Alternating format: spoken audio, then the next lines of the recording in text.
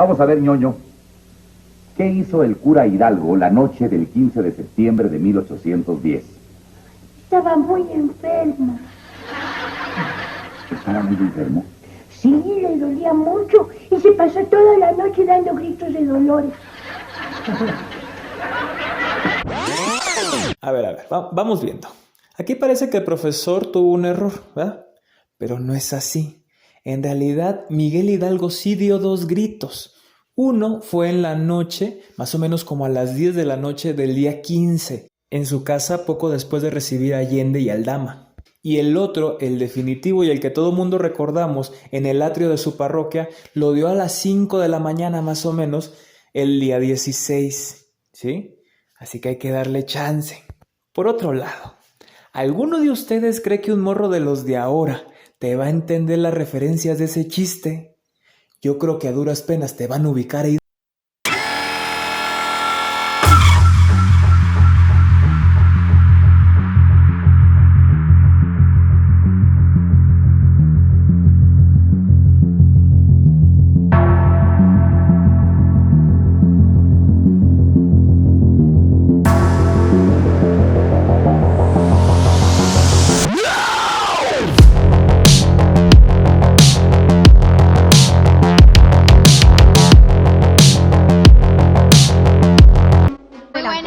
Panamá. Confucio fue uno de los que inventó la confusión.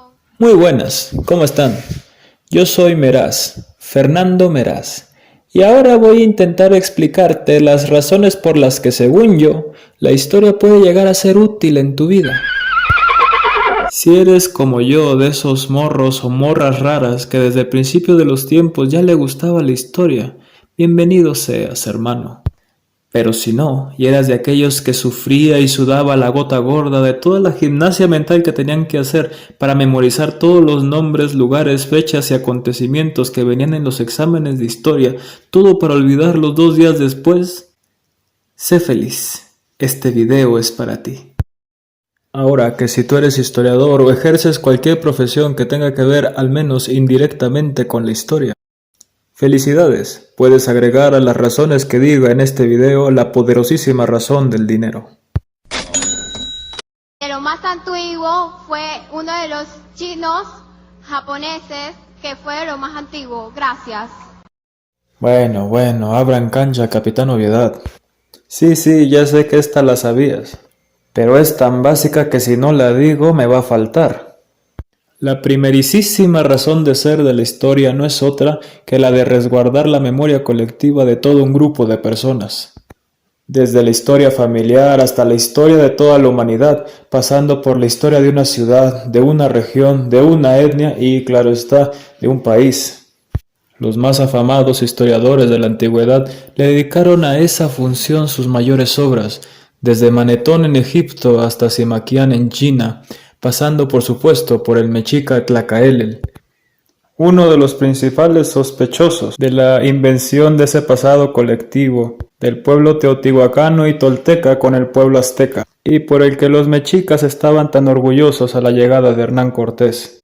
Incluso podríamos decir que la historia de los pueblos judíos, cristianos y musulmanes conforman la parte principal de sus textos sagrados, con historias como las de Abraham, Moisés, Jesús o Mahoma, estableciendo no solo su identidad, sino que también todas sus creencias en su devenir histórico. Dice una muy manoseada frase, que un pueblo sin historia es un pueblo sin identidad. Y tiene toda la razón del mundo los que dicen eso, porque imaginémonos, ¿qué país sería México, Estados Unidos, o España, o Francia, o Inglaterra, o Alemania, o Italia, o el que me digan, sin todos los acontecimientos históricos que marcan su pasado? ¿Cómo sería la identidad del mexicano sin los parteaguas de la conquista, la independencia, la reforma, la revolución y todo lo que pasó después en el siglo XX y XXI? ¿Cuáles serían nuestras costumbres y tradiciones? ¿Cuáles serían nuestras creencias? Finalmente, se podría decir que al conocer la memoria colectiva del grupo al que pertenecemos, No solamente nos identifica con nuestra familia, con nuestra cultura, con nuestra nación o con todos los seres humanos del mundo, sino que también nos identifica con nosotros mismos, con nuestras filias y fobias, con nuestras ideas y sentimientos, con nuestras expresiones y acciones. Piénsalo, si no hubieras nacido y crecido donde lo hiciste, ¿qué comerías? ¿Cómo hablarías? ¿Cómo te relacionarías con el mundo? ¿Cuál sería tu perspectiva de las cosas? Porque todo eso depende del lugar en el que te formaste. Para acabar pronto, mientras más conozcas la historia del lugar del que eres y de la cultura a la que perteneces, mejor te conocerás a ti mismo. Y tan tan. De lo más antiguo, de lo más antiguo, de lo más antiguo. Y pues bueno, pues si ya le agarraste cariño a tus fiestas y a tu colonia por su historia, pues también a partir de ella las puedes defender de cualquier intervención del exterior o de la harto molesta actualidad, con sus novedades irrespetuosas. Porque si la historia es la memoria colectiva de toda tu comunidad, también es el fundamento necesario para proteger su herencia colectiva. Imagínate que el día de mañana dejen de practicarse las tradiciones y costumbres de los pueblos indígenas ante el avance de una nueva cultura totalmente extranjera, tal y como les pasó a sus antepasados prehispánicos. Ya no más tlayudas de chapulines, ahora pedirás tus chapulines a la barbecue con tu hamburguesa. Bueno, pensándolo bien, no suena tan mal. Habría que intentarlo. Por eso es natural que la gente intente proteger hasta con los dientes lo que por tantos años le enseñaron a querer y respetar. Por eso es que un inmenso número de personas salta a la menor provocación de querer hacer un mínimo cambio en su idioma, en su cultura o en sus monumentos históricos, desempolvando los viejos libros de historia para justificar con ellos el salvamento de su integridad y valor. Pero ojo, cuate, esto no siempre funciona, ni siempre tiene que ser así. Hay tantas tradiciones y costumbres del pasado que están mucho mejor allá que aquí. Que seguro podrás imaginarte personas defendiéndolos en su momento, por más descabellado que fuera. Ahí tienes de nuevo a los prehispánicos, con sus rituales de sacrificios humanos y sus guerras floridas, que tanto usaron los españoles para justificar la tutela europea en México durante 300 años. Y aún sin la potencia extranjera que venga a imponernos su cultura, sus creencias y sus ideologías, la humanidad siempre ha sabido deshacerse de lo que ya no le sirve, manteniendo lo que siga siendo útil, muchas veces adaptándolo a las novedades del momento. Porque sí, qué sabroso el guajolote, los maíces y los chiles. Pero sin el cerdo y la vaca europeas, o sin el arroz asiático, qué diferente fuera la comida mexicana. Así que la próxima vez que decidas luchar por conservar algo del pasado, cerciórate antes si el cambio es totalmente ajeno a la sociedad en la que vives, y no eres tú el que se quedó con siglos de atraso. Chinos, japoneses, chinos, japoneses. Para mí personalmente esta es la principal razón de ser de la historia, pues ¿de qué sirve el conocimiento si al final no vas a poder aplicarlo en la práctica? Y la mejor forma de utilizar el pasado es recordándolo para tomar mejores decisiones. Bueno, esa última película no habla tanto de aprender del pasado, sino que más bien es como volver al pasado, pero se entiende el mensaje, ¿verdad? Así aprendemos cada uno de nosotros.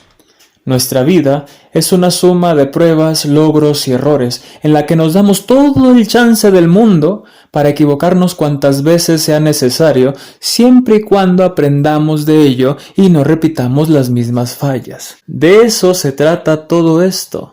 La historia es una especie de diario en el que la humanidad ha registrado cada una de las veces en las que ha fallado y en las que ha obtenido una victoria. Así que lo mejor que podemos hacer es tomar nota y aprender de nuestra experiencia colectiva.